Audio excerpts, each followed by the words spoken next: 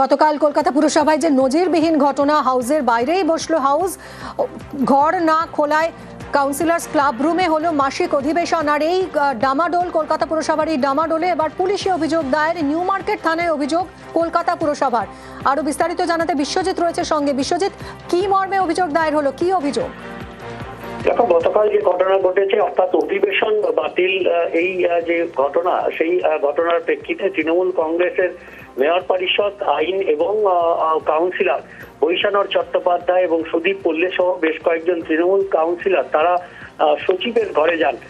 সেই সময়ে পুরনো অর্থাৎ বিদায়ী সচিব স্বপন কুমার কুণ্ডু যেমন ছিলেন, তেমনি নতুন যে সচিব অর্থাৎ কিশোর কুমার বিশ্বাস, তিনি এই সবে মাত্র দায়িত্ব নিয়েছেন, গতকালই তিনি দায়িত্ব পেয়েছেন। এবং সেই সময়ে তাকে গিয়ে কেন অধিবেশন স্থগিত করা হয়েছে এই মর্মে কার্যত বিক্ষোভ দেখান তৃণমূল কংগ্রেস এবং সেই তৃণমূল কংগ্রেস কাউন্সিলরদের যে ব্যবহার ছিল, সেই ব্যবহারে যথেষ্ট ক্ষুব্ধ হন কমিশনার। অর্থাৎ যেভাবে তার সঙ্গে কথা বলা হয় বা তাকে হেনস্থা করা হয় এবং তার সঙ্গে যে ভাষায় কথা বলা হয়, যে ভাবে কথা বলা হয়, অর্থাৎ একজন সরকারি কর্মীর সঙ্গে এবং কাজের প্রথম দিনে তার সঙ্গে যেভাবে কথা বলা হয়, সেই কারণেই ক্ষুব্ধ এবং তার সঙ্গে তৃণমূল কংগ্রেস কাউন্সিলরদের এই ব্যবহার নিয়ে তিনি অভিযোগ দায়ের করতে নির্দেশ দেন এবং সেই মর্মে পুরসভার সচিবালয় থেকে নিউ মার্কেট থানায় একটি অভিযোগ দায়ের করা হয়েছে।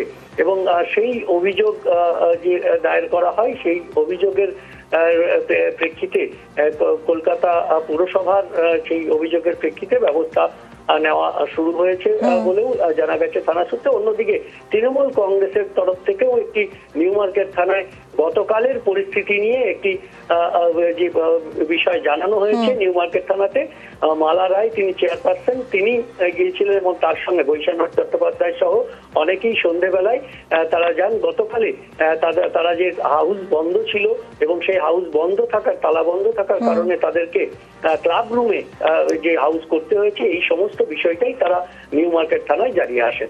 ধন্যবাদ বিশ্বজিৎ। ফ্যাক্টটা তো জানাতেই হয়। আজকে যেটা ঘটনা ঘটলো, সুমোটো যদি ওরা নিতেন তাহলে আমার কোনো বলার ছিল না। চিঠি আকারেই আমরা জাস্ট জমা দিলাম, এটা কোনো অভিযোগ না। 50 মিনিট বসে থাকতে হয়েছে তার জন্য। এতক্ষণ এই 50 মিনিট বসে থাকার পর যেরকম চিঠি রিসিভ হয় সাধারণ মানুষের, কন্টেন্টস নট ভেরিফাইড, সেইটা দিয়ে আপাতত 50 মিনিট পরে দিলেন।